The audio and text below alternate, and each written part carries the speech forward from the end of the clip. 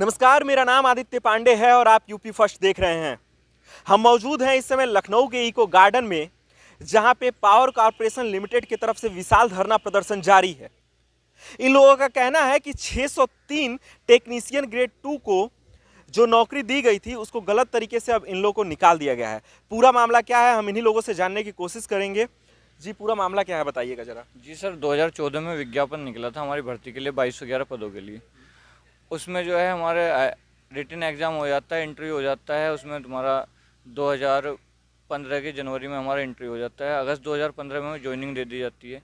Joining के लिए जो एक होता है वो मापदंड जो होता है, हमारे पास ITI होनी चाहिए PCM से, और ट्रिपल सी सर्टिफिकेट होना चाहिए कंप्यूटर का, या इसके इक्विवेलेंट कोई सर्टिफिकेट होना चाहिए। हम RTI में मालूम करते हैं कि ट्रिपल सी के इक्विवेलेंट क्या माना जाएगा, तो उसमें कोई भी 80 घंटे का कोर्स ट्रिपल सी का इक्विवेलेंट मान लिया गया था। और इंटरव्यू के टाइम पे भी पूछा गया था कि एक बार जरा इस चीज को क्लियर करिएगा, जो आपने 80 घंटा कहा है कि 80 घंटे का कोई भी कोर्स, तो 80 घंटे का कोई भी यानी कंप्यूटर का कोर्स। कंप्यूटर का कोर्स, हाँ। ये ट्रिपल सी होता है, कोर्स ऑन कंप्यूटर कॉन्सेप्ट्स, ठीक है जी। इसका ये बेसिक नॉलेज होती है कंप्यूटर में, तो ये 80 घंटे का ही कोर्स होता है। तो कोई भी 80 घंटे का अदर कोर्स या उसके अलावा 80 घंटे से ज़्यादा कोर्स ट्रिपल सी के इक्विवेलेंट मान लिया गया था। उस दौरान पे हमें ज्वाइनिंग दे दी गई। 3 साल लगभग हमें नौकरी करते हुए हो गए। फिर अचानक एक आदेश आता है हमारे लिए कि हमें कोई नोटिस नहीं दिया जाता। अचानक आदेश आता है रात में कि जो ये कर्मचारी हैं जिनके पास ट्रिपल सी नहीं है इससे संबंधित, तो उन्हें जो है तत्काल रूप से इनकी सेवा निरस्त कर दी जाए। मतलब उससे पहले आप लोग की ज्वाइनिंग हो चुकी थी, आप लोग ज्वाइनिंग हो कार्यरत चुकी थे, थी। आप लोग सैलरी उठा रहे थे, आप लोग नौकरी कर रहे हैं। जी, 3 साल हमें नौकरी करते हुए हो गया था, सैलरी भी ले रहे थे 3 साल से, और हमारा CPF भी कट रहा था, फंड भी कट रहा था हमारा। तो उसके बाद जो है हम जाते हैं कोर्ट में, कोर्ट की डबल बेंच में। ये जो है ना 7/10/2017 को एक ऑर्डर आया था हाई कोर्ट का, सिंगल बेंच का। जो लड़के हमारे से लो मेरिट पे थे, उन्होंने कोई केस किया हुआ था इस भर्ती पे कि ट्रिपल सी के इक्विवेलेंट कोई कोर्स नहीं होता। तो इस संबंध में आयोग से हाई कोर्ट ने एक सूची मांगी थी कि ट्रिपल सी की समकक्षता को निर्धारित करते हुए एक सूची बनाई जाए। इन चीज़ों से हम अनभिज्ञ थे, हमारे पास कोई नोटिस नहीं था, हम उस केस में पार्टी नहीं थे। तो लड़कों ने आयोग पे किया था, तो आयोग ने अपनी जो है गलत नीतियों के कारण उस काम को तो किया नहीं। और ट्रिपल सी के संबंध में एक शासनादेश बना था बाबुओं की आशु लिपिक की भर्ती को लेके, वो 2016 में बना था। 2016 वाला शासनादेश हमारी 2014 वाली भर्ती पे लगा दिया गया, और मई 2018 में हमें निष्कासित कर दिया गया, हमें टर्मिनेशन लेटर दे दिया गया। आपको 2018 में हटाया जी, गया। 2018 में हटाया गया। उसके बाद हम हाई कोर्ट की डबल बेंच में गए। डबल बेंच में फैसला हमारे फेवर में आया कि हाई कोर्ट के उसके ITI को कंसीडर करते हुए हमें रिस्टोर किया जाए। उस ऑर्डर को ना मानते हुए आयोग जो है चला जाता है सुप्रीम कोर्ट, और स्टेटस क्यों लग जाता है केस पे स्टेटस क्यों लग जाता है, तो यथास्थिति बनी रहती है, हमें ज्वाइनिंग नहीं दी जाती। उसके बाद केस शुरू होता है जी वहाँ पे दिसंबर 2019 में फिर कोर्ट का एक फैसला आता है सुप्रीम कोर्ट का कि ये लड़के 3 साल विभाग में कार्मिक रहे हैं, इनकी सेवा को देखते हुए इन्हें सहानुभूतिपूर्वक विचार करते हुए इन्हें समायोजित कर लेना चाहिए। और दिसंबर 2019 से आज तक का टाइम हो गया जी, लगभग 20-22 महीने हो गए, अभी तक कोई कार्रवाई नहीं हुई है, हमें कोई समायोजन नहीं मिला है। 66 दिन हमें धरना देते हुए इको गार्डन में हो गए कंटिन्यू। अच्छा, 66 दिन का धरना देते हुए आप लोग को हो गया है यहाँ पे। उत्तर प्रदेश सरकार आप लोग की बातों को सुन नहीं रही है। अभी भी योगी जी से उम्मीद है कि नहीं है? जी, उम्मीद तो बिल्कुल है, तभी तो यहाँ बैठे हैं। थोड़ा आश्वासन भी मिला है, लेकिन आश्वासन से कुछ नहीं होगा। जब तक हमारी नौकरी बहाल नहीं हो जाएगी तब तक हम यहीं बैठे रहेंगे। आश्वासन के रूप में अभी तक आप लोगों को क्या कहा गया है? आश्वासन के रूप में बस यही कहा गया है कि तुम्हारा कार्य विचारपूर्वक है, हम इस पर विचार कर रहे हैं, बस यही आश्वासन दिया गया है अभी तक, और कुछ नहीं। वो भी जो है माननीय ऊर्जा मंत्री श्रीकांत शर्मा जी ने MD साहब को बोला था, चेयरमैन जी को। AK पुरवार जी हमारे कार्मिक प्रबंधक निदेशक हैं, जिनके जो उस टाइम पे अध्यक्ष थे, उनके सामने जो हमारी भर्ती हुई थी उस टाइम पे हमें ले लिया गया था अंदर। तो हम जो लोग निकले हमने ट्रिपल सी के इक्विवेलेंट में लगाया था कोई भी कोर्स। किसी ने BCC लगाया था, किसी ने DCA लगाया था, किसी ने 1 साल वाला, किसी ने 6 महीने वाला, वो सब लगाए थे। वो ही लोग निकाल ले गए हैं। अच्छा, इसमें होता क्या है, हमारे सुप्रीम कोर्ट के आदेश में आता है कि सहानुभूतिपूर्वक विचार करते हुए इन्हें समायोजित कर लेना चाहिए, लेकिन हमारे कार्मिक प्रबंधक निदेशक जो हैं इस टाइम AK पुरवार और कुछ अन्य अधिकारी उनके साथ के, उन्होंने ऊर्जा मंत्री जी को गुमराह कर दिया कि सुप्रीम कोर्ट के ऑर्डर में तो ये आया है कि ना 1 साल की छूट दे दी जाए, एज रिलैक्सेशन दे दी जाए जिनकी ओवर एज हो गई है। जो लड़के ओवर एज हो गए हैं, उन्हें जो है एक मौका या तो पेपर में बैठने का दे दिया जाए या 1 साल का उन्हें छूट दे दी जाए। तो ऐसे में कुल 2 या 3 लड़के आ रहे थे उस टाइम पे हमारे, जब हम निकले थे। बाकी हम लड़के नहीं आ रहे थे, जबकि ऐसा सुप्रीम कोर्ट में कोई आदेश नहीं है और सुप्रीम कोर्ट का ऑर्डर नहीं है कि भाई इन लड़कों को छूट दे दी जाए। उसमें था कि समायोजित कर लेना चाहिए, हमारे लिए ये ऑर्डर था। तो इस मामले में उन्होंने ऊर्जा मंत्री जी को गुमराह किया हुआ था। अभी हमने इस मामले की जांच भी करी, करवाने की मांग करी है और ऊर्जा मंत्री से मिले भी हैं हमारे साथ के लड़के। उन्होंने कहा कि इस मामले की जी जांच करो, इसमें हमें सुप्रीम कोर्ट ने समायोजित करने की बात कही है, इसमें कोई छूट वाली बात नहीं है, ये रिलैक्सेशन वाली बात नहीं है। तो माननीय ऊर्जा मंत्री जी ने हमारे जो है चेयरमैन जी को वहाँ पे कहा था कि भाई इस मामले को, इस ऑर्डर को, सुप्रीम कोर्ट के ऑर्डर को ठीक से पढ़ो और इस बारे में हमें अवगत कराओ। बस ये कहा था, यही एक आश्वासन था कि भाई चलो, हमें लगा कि भाई देख लेंगे, पढ़ लेंगे तो मामला हो सके कि भाई ये हमारे बारे में विचार करें। लेकिन इन बातों को भी लगभग 1 महीना हो गया, 1 महीने से ज़्यादा अभी तक कोई कार्रवाई नहीं की गई है। सरकार अभी तक इतने दिनों में अभी आप लोगों की बातों को सुनते हुए दिखाई नहीं दे रहा है। आगे आप लोग क्या करने वाले हैं? हम लोगों का धरना अभी शांतिपूर्वक चल रहा है। अगर हम लोगों की मांग नहीं मानी जाती है तो हम लोग जो है आगे कोई भी कार्रवाई, हमारे सभी साथी जब उपस्थित होंगे तो किया जाएगा, जो और जो विशाल तरीके से धरना को प्रदर्शित किया जाएगा। अच्छा, ये जो भर्ती प्रक्रिया हुई थी 2014 में, दो विज्ञापन निकला था, उसमें पूरी पारदर्शिता के साथ भर्ती प्रक्रिया पूरी की गई थी।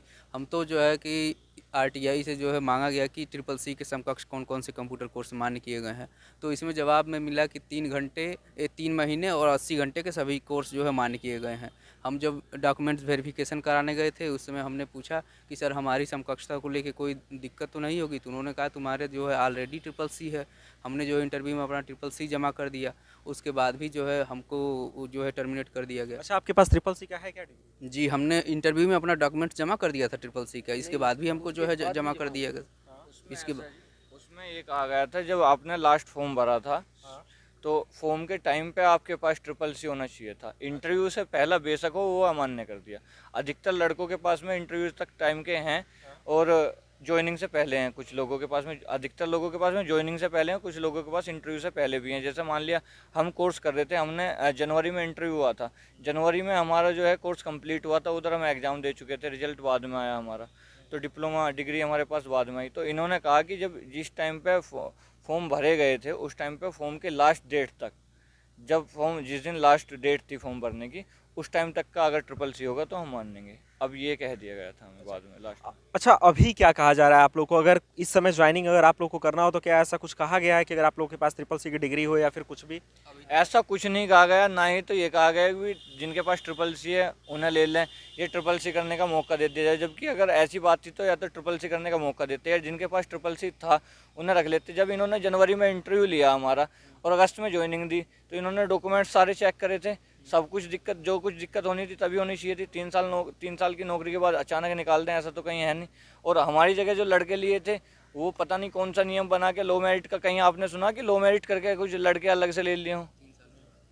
हमारे साथ यही हुआ कि 3 साल नौकरी करा ली, हम हाई मेरिट वाले थे, हाई कोर्ट ने नहीं कहा, सुप्रीम कोर्ट ने नहीं कहा उन लड़कों को लेने के लिए, अपने आप से हमें निकाल दिया और उन लो मेरिट वाले लड़कों को ले लिया गया हमारी जगह पे।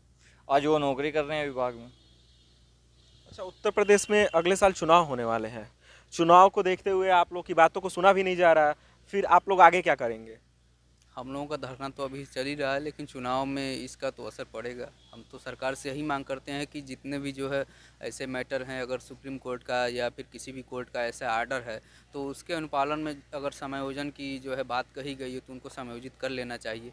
क्योंकि हम लोग जो है, ऐसे नहीं था कि हम लोग रोड पे टहल रहे थे, हमको तुरंत ज्वाइनिंग लेटर हमको पकड़ा दिया गया। हमसे जो है भर्ती प्रक्रिया की पूरी जो है हम लोग मापदंड को पूरा करते थे, तो उसके बाद हमारी जो है परीक्षा रिटन एग्ज़ाम हुआ, इंटरव्यू हुआ, डॉक्यूमेंट्स वेरिफिकेशन हुआ, उसके बाद हमको नियुक्ति दी गई। अगर हम उस मानक के अनुरूप थे उस समय, तब उसके बाद इन्होंने हमको नियुक्ति दी। ऐसा तो नहीं था कि हम जो है हमने परीक्षा नहीं दिया, कुछ भी नहीं दिया, ऐसे हमको डायरेक्ट नियुक्ति दे दिया। जब हम सारी मापदंड को पूरा कर रहे थे और उसके बाद जो है अगर कहीं से भी अगर ये तो सारी गलती जो है अधिकारियों की है, ये हम तो नहीं जानते हैं कि जो इनके देखने में, अगर हम तो यही मानते हैं कि हम जो है इनके सारे मापदंड को पूरा कर रहे हैं, इसके बाद जो है हमको नौकरी मिली। और इसके बीच में जो है हमारा सिलेक्शन रेलवे में जो है रांची रेलवे महेंद्र घाट रांची में हमारा हुआ था, असिस्टेंट लोको पायलट पे। वहाँ हमको डॉक्यूमेंट वेरिफिकेशन कराने जाना था। जब हमारी नौकरी हमारे ज़िले में लग गई तो हमने वहाँ डॉक्यूमेंट्स वेरिफिकेशन नहीं कराया और इसके पहले इसी बीच में जो है आरआरबी रांची में भी हमारा टेक्नीशियन पोस्ट पे हुआ था। जब हमारी ज़िले में ही हमारी नौकरी लग गई तो हमने सोचा कि भाई इतनी दूर जाने की क्या ज़रूरत है, और इसमें हमने अपने उज्ज्वल भविष्य को देखते हुए हमने जो है नौकरी ज्वाइन कर लिया। इस बीच में जो है बहुत से ऐसे हम लोगों को मौके मिले नौकरी के। फिर इसी विभाग में 2 बार हमारा TG2 के पोस्ट पे हमारा सिलेक्शन हुआ था, लेकिन हमने उच्च अधिकारियों से भी इसके विषय में बात किया तो उन्होंने कहा कि जब ये तुम ऑलरेडी जो है सेलेक्ट हो, 2 साल नौकरी कर चुके हो, ऐसी कोई बात नहीं है, तुमने जो है डॉक्यूमेंट वेरिफिकेशन में जो है अपना CCC भी जमा कर दिया है, तो अब ऐसी कोई बात नहीं है, तुम अपनी नौकरी करो। अब हमको क्या पता था सरकार या विभाग के ऐसे जो है जो गैर जिम्मेदार अधिकारी हम लोगों के साथ ऐसा जो है व्यवहार करेंगे। इन्होंने तो हमारा पूरा भविष्य ही चौपट कर दिया। 3 साल नौकरी जो है सरकारी नौकरी कराने के बाद ये एकाएक रातों रात जो है गैर जो है तुगलकी फरमान जारी कर देते हैं कि इनको तत्काल प्रभाव से टर्मिनेट कर दिया जाए। तो ऐसे तो हम लोगों के साथ भविष्य के साथ खिलवाड़ किया गया।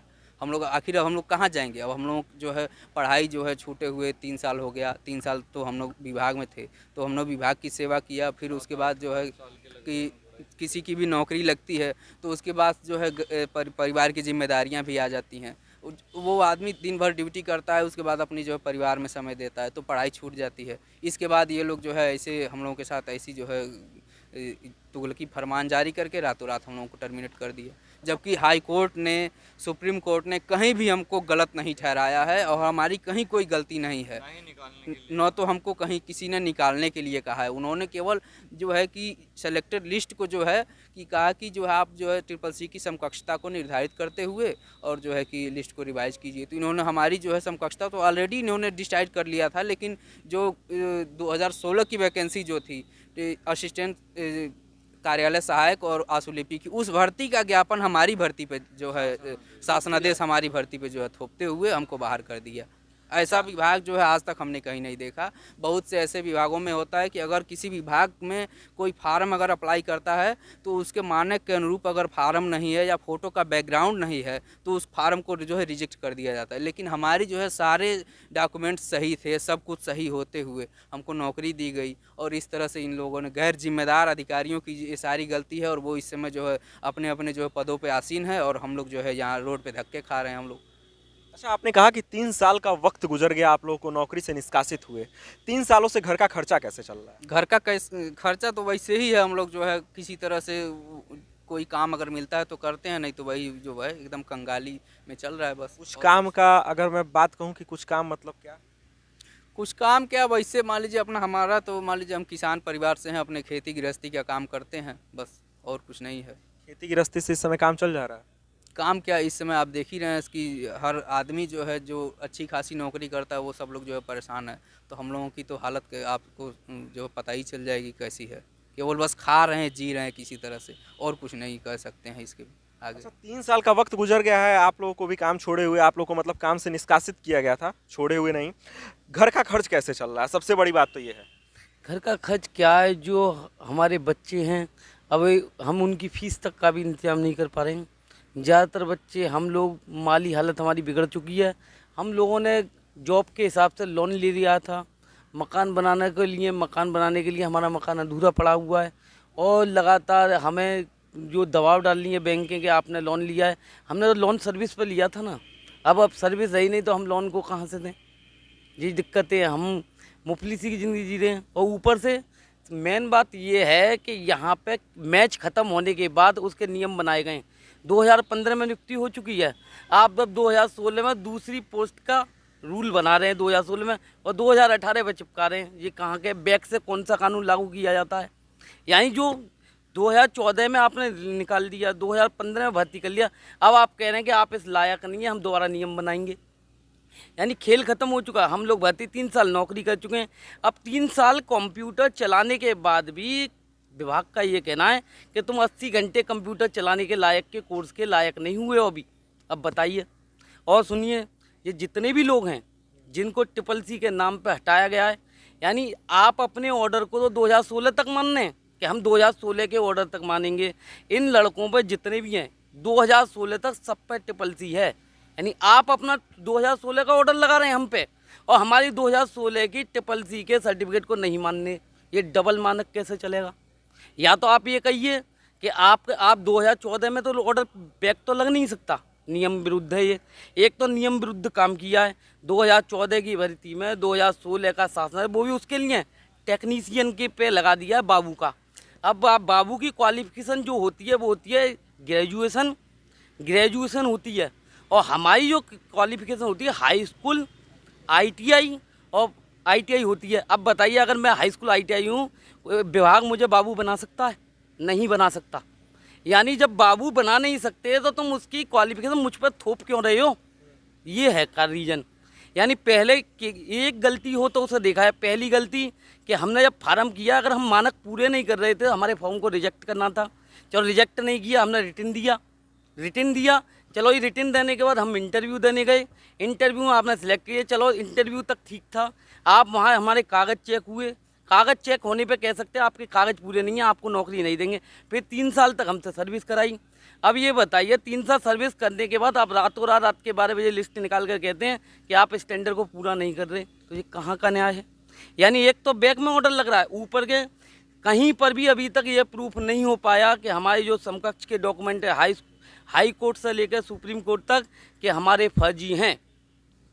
हम आयोग से, विभाग से ये पूछना चाह रहे हैं, मंत्रियों से, कि जो हमारी जगह पे संविदा पे 8वीं पास लड़के रखे हुए हैं, क्या वो बिजली घर नहीं चला रहे? हमारी जो भर्ती होती है वो TG2 जो होता है वो बिजली घर को चलाने के लिए सब स्टेशन ऑपरेटर होता है। TG2 अर्थात SSO कह देते हैं इसे, तो वो बिजली घर पे रहता है। तो बिजली घर चलाने के लिए क्या कंप्यूटर ज़रूरी है? हमें ITI चाहिए थी। ITI हमारे लिए मेन सब्जेक्ट है। और जो हमारी जगह 8वीं पास संविदा पे या 10वीं पास करें, उनके पास तो ITI भी नहीं है, कंप्यूटर कोर्स तो छोड़ो। वो जब चला सकते हैं बिजली घर, तो हम क्यों नहीं चला सकते? हमें SSC के बेस पे क्यों निकाल दिया जाएगा? भाई या तो उन्हें भी हटाओ, क्यों वहाँ पे उन्हें 7 साढ़े 7 हज़ार रुपये, 9 हज़ार रुपये तनख्वाह दे रहे हैं, यहाँ हमें देनी पड़ेगी 36,000 40,000, तो सरकार का नुकसान हो जाएगा इसमें। तो अपने नुकसान फायदे के लिए ये सारा खेल है। पता ना क्या मामला चल रहा है, क्या नहीं, सभी देख रहे हैं। अधिकतर बिजली घरों पे प्राइवेट जो है SSO संविदा वाले मिलेंगे, जिनके पास हाई स्कूल ITI तो छोड़ो, हाई स्कूल भी ना हो, बहुत से ऐसे भी होंगे जी। आशीष जरा पास आइए और एक एक टेम्पलेट दिखाइए। एक एक टेम्पलेट दिखा के ये सरकार को बताइए कि जो लोग 3 साल तक सरकार के कार्य करने के लायक काबिल थे, वो 3 साल के बाद कैसे सरकार के कार्यों को करने के लिए नाकामयाब साबित होते हैं।